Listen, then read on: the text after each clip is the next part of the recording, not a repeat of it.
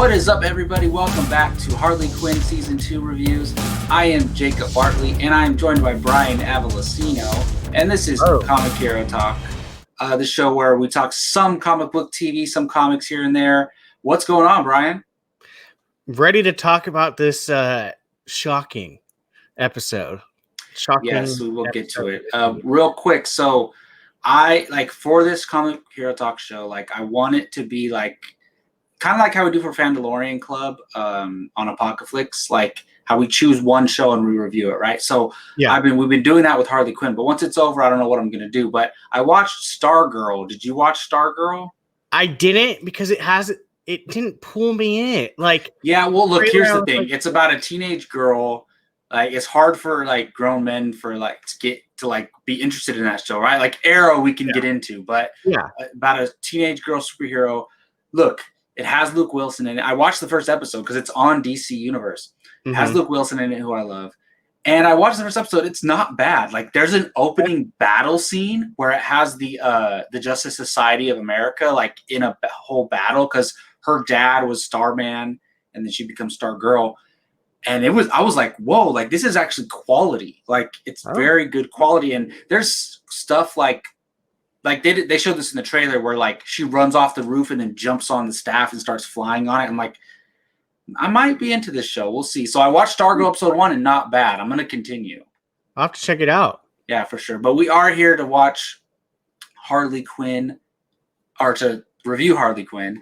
We could watch it again right now if we want. Yeah, sure. To me, right now, the best thing DC has going for me, in my opinion.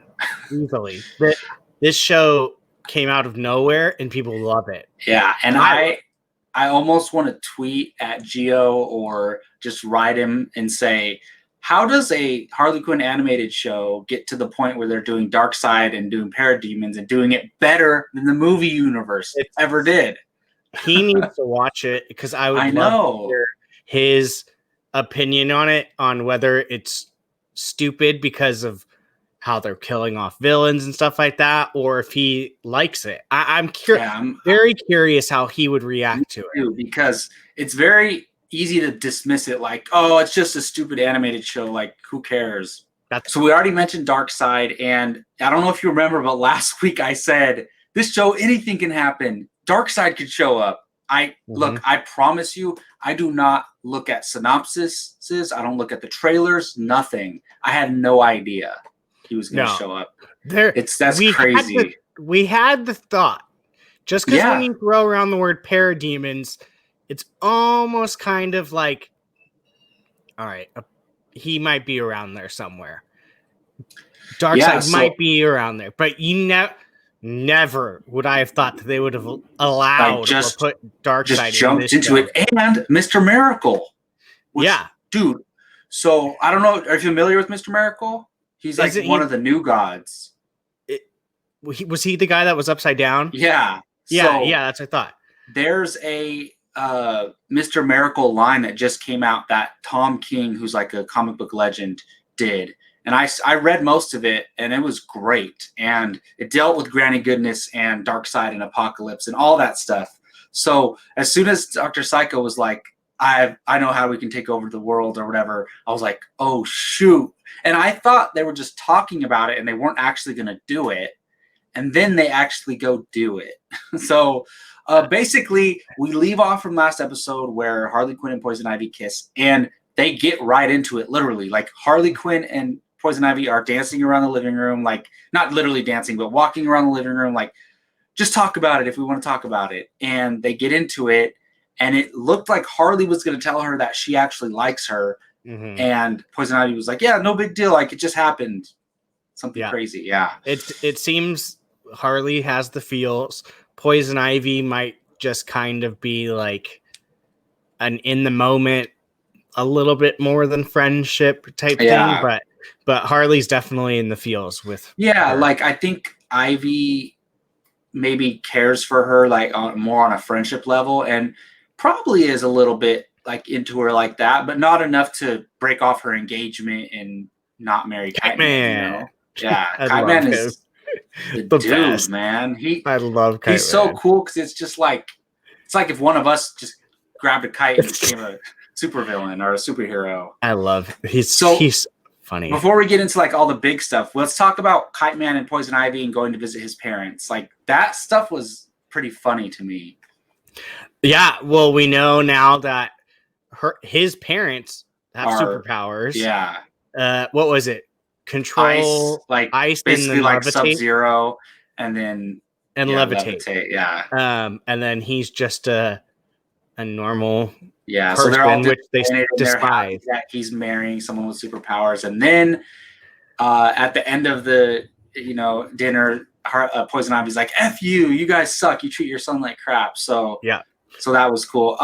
But yeah, man, I just like the scope of this show. It can go anywhere. Like it can be simple, like they're just hanging out in the mall, or it can go to apocalypse. Like it's crazy to me. And when I saw, at first I didn't know where they were when they went to like that. There was like a show going on, and then I saw Mr. Miracle, and I was like, "What the hell? Like this is crazy!" And yeah, it was just so cool to see that. Yeah, it's not. We've said this before. Nothing seems to be off limits with this show. Oh no, absolutely nothing. Like DC clearly just said, yeah, just do it. Like make it, because it doesn't harm anything. It's not like it's not like one of the live action shows using Batman. It doesn't hurt anything really. No, and I mean, think about all the DC characters that have already appeared. Oh, so many. Like, it's at least 30% of their gallery, like recognizable at least. Yeah. I mean, that's not a bad number right there. I would even go higher than that. Just about if you're going off of like recognizable gallery of DC characters, you've probably hit at least almost 50% of them. Like, yeah, I mean, because the thing is, you can go deep and be like, there's probably so many random characters like civilians and stuff like that. But if you're just talking about like main characters like superpower beings or supervillains, whatever the case is, superheroes and supervillains, yeah, you're right. It's got to be about 50%. Yeah, I mean, because which is really cool. And they probably killed about maybe 5% of them, which is a big number for killing characters. Like, or even more than that, because there's a lot of characters. Like, I'm pretty sure Granny Goodness is dead. Like, yeah, she's probably gone. I mean, look at Batman's villains. Look how many they've cycled through of the Batman villains. Most of them are dead, and we know Joker's going to return. Look, we don't know how long this show is going to go on, but they have animated shows like, I don't know, like Rick and Morty. How many seasons of that are there? Like, they're on 4 of that. Oh, there's only on 4. I thought it's been going on for longer, but they have long seasons too, though. They're doing like. Oh, like 22 episodes and stuff? I think they started out like 22 episodes. But I could see this show going for like 8 seasons or something like that. They can go. Possibly. I have a feling this one will go on as long as they can think of ideas. Yeah, because I think they're going to have to leave Gotham eventually. Honestly. Yeah. Eventually. Because they're running through that Batman, like, what's the word I'm looking for? The Batman, like, territory. Not just the Rogues Gallery, but like all the Batman stuff. Because in the Harley Quinn comic books, where at least where I left off and through most of it, she was in Coney Island. She was in the East Coast area where she's from. Yeah, and she could leave Gotham in season 4 and be in New York for the next 4 seasons. Yeah, and I would love her to go almost kind of like into space in a way, just out of like whatever. I mean, craziness. I mean, I didn't think we'd see her go to Apocalypse, and I thought that I wish she would have had that staff for longer. Like, I just thought it was so cool to see her in that armor or whatever, and just kind of be a supervillain. Yeah, I mean, yeah, she was finally a supervillain, and they kind of made fun of her because all the things she's been doing so far has kind of been heroic. In a way, like taking down all the villains and stuff. So she had to obviously go to this extent. Well, did you catch that line? My Game of Thrones Khaleesi moment or whatever? How she went crazy and started just killing nuts. Dude, look, this show, like, we know Harley Quinn's a villain. She's done bad things in the past, but she was like maybe unintentionally or not, she was becoming an anti-hero in a way, like, or just a hero. And like this, regardless of what it is, she was just struggling with an emotion, struggling with not being with Poison Ivy, not being able to be or tell Poison Ivy how she feels. And she straight up just murdered like hundreds of people. Yeah. Because those parademons, this is what I love about the show too, is because if there was a real battle going on with parademons and soldiers, and like they would be ripping their heads off and all this stuff. And that's what I'm saying. Harley Quinn can show it. Like a Justice League movie wouldn't be able to show that, you know? No. Which is cool. Yeah. I was starting to get really angry when they started to, again, like we said, put Commissioner Gordon up at giving him his own story again. Oh, I agree, but then it worked out for this episode, I thought. I think his story might be done now. Thankfully. I think now if the United States accepts Gotham back into the country and he won and defeated Harley Quinn, probably. Yeah, because at this point, what more can you do with him? And what more it's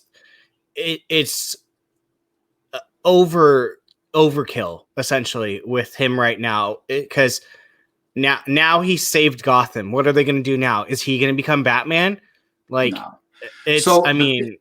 I agree with you. I don't want them to focus on him as much as they have, but his story I liked it in this episode though, because it made sense, because he's like, look, you know, the Injustice Society is gone, or what are they called? The Injustice League?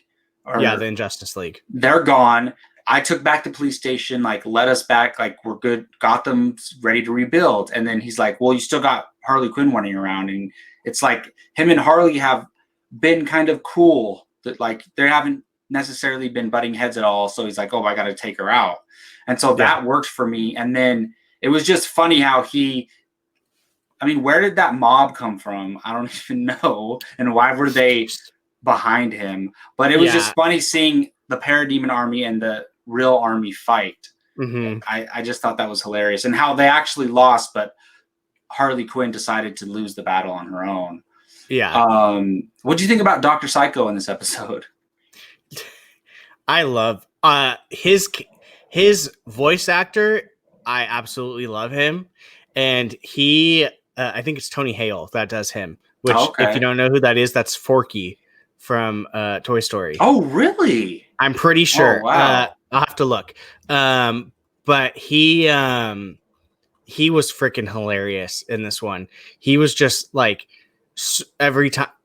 Yes, it is. Okay, it is Tony Hale. So yeah, that's Forky from Toy Story 4. The voice work for King Shark is incredible. King Shark and Clayface crack me up, because King Shark is just like, he's a giant evil, he's evil, yeah. A giant menacing shark, but he's like a big softie. Like, oh yeah, he totally is. Like, he'll eat you in half, but like the stuff he says, you're just like, oh, King Shark. So when he says, I love the stitching on your costume, like, I see you, girl, like, that was hilarious. He's a hilarious character. Dr. Psycho was hilarious just because this was what. Well, he's always like, I got a heart on. Yeah. And when he was like flying across going, I'm coming, like, but who knows? Are we going to see him anymore? I thought that he was really out. Interesting, because this is what he wanted this whole time. And like when they teamed up as a supervillain crew, like they had a mission to become prominent, and they finally were. Like, they could have taken over the world. There's no Justice League. There's no Batman. So they could have taken over the world, and Harley Quinn quit on that. So what if they had the opportunity to do that? Why should he stick around? You know? Yeah. The other ones seem like Clayface and King Shark seem to just kind of like be okay with what they were doing. Yeah. Dr. Psycho was the one that wanted world domination, the true bad guy. And King Shark were like, they didn't even get involved in the battle. They were like hiding. No, they were like, we're just going to be over here. And like, it's kind of weird. Like I feel like in this show, at least, they're not actually bad guys, but they probably are misunderstood just creatures, misunderstood monsters who come off as bad guys because maybe King Shark bites off somebody's head every once in a while, which that's terrible. But mostly goons probably and bad people, I would hope. Yeah. But and then Clayface is just a goofball on this show. Like Clayface is just a wannabe washed up actor. Yeah, exactly. So no, I think this is one of the better episodes of the season. So do I. Yeah, I agree. It really was. And they got right into it with the kiss. And she was kissing everybody, like trying to play it off. They were all like, what's going on with you? So they're suspicious of something. Yeah, it's funny how Dr. Psycho's like, ew, like you're not my type. And then King Shark starts blushing. That it's the subtle things are what makes this show funny like that. So yeah, I never thought that if you would have told me before I ever watched the show, Kaylee Kuko is going to voice Harley Quinn, I would be like, no, but she's great. She's fantastic at it. Great. Yeah, I'm curious to see where next week goes because they almost got to talking about it, but then swiped away. It's going to be curious. The next episode's kind of hard to predict because, like, where do they go from there, really? Well, the episode's titled Bachelorette Party. Oh, shoot. I did see the thumbnail, and they're in a bed. Or together. Bachelorette. I mean, not Bachelorette.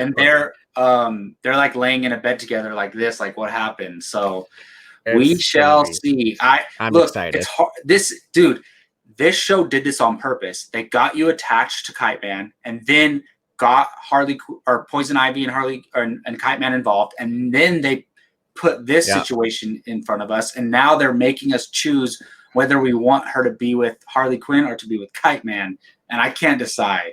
As long as they don't kill Kite Man, I'll be really upset if they kill Kite Man. No, I don't think they would. And Bane might be. We didn't think they'd kill Bane, but I guess Kite Man. I still don't think Bane's dead. Yeah, me neither. But yeah, I don't think they would kill Kite Man. Like that would be just cruel. I hope not. Kite Man. Yeah, he's the best. Hey, dude, Kite Man will be a great Halloween costume for some. That would be a hilarious costume. Like, people would have to know what it is, though, but that would be. It'd be funny between you and me. I know, right?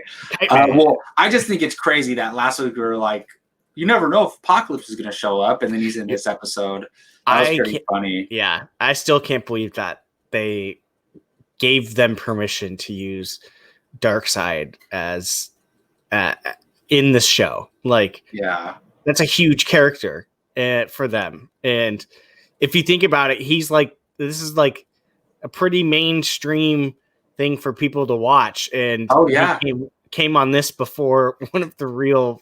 I know. I was thinking about that, and I'm like, damn, they need to market. I mean, I don't know. I don't watch regular cable, but like they need to market this show more because I think even if you like, I feel like people who aren't even superhero or comic book fans would like this show just because it's so funny and it's That's true. Enjoyable.